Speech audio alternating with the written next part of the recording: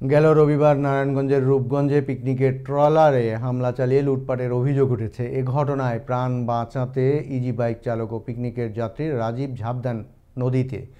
ঘটনার 2 দিন পর মঙ্গলবার বেলা 11টার দিকে শীতলক্ষা নদী থেকে ওই ইজি বাইক চালকের মরদেহ উদ্ধার করে নৌ পুলিশ। এ ঘটনায় অভিযোগের তীর কাঞ্চন পৌরসভার কাউন্সিলর পনির হোসেনের ছোট ভাই শহীদুল ইসলাম ও তার দলবলের দিকে। এদিকে রাজীব নিখোঁজ হবার পর গত সোমবার কাউন্সিলর পনির ওই ঘটনায় আইনের আশ্রয় না নিয়ে ঘটনাটি মিটিয়ে দেওয়ার জন্য নিখোঁজের পরিবারকে চাপ প্রয়োগেরও অভিযোগ ওঠে ওই কাউন্সিলরের বিরুদ্ধে।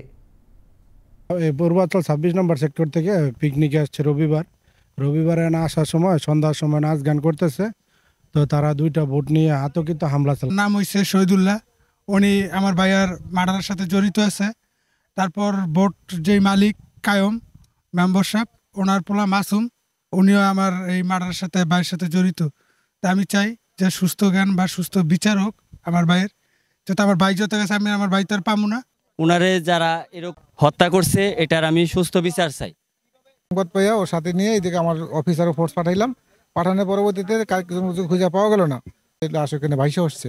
এখানে এসে ঘটনাস্থলে এসে লাশ উদ্ধার করলাম, নদী থেকে লাশ উঠাইয়া পরবর্তীতে আমি লাশ সুরতাল করলাম, জব্দ তালিকা তৈরি করলাম। এখন লাশ আমি মর্গে পাঠাবো।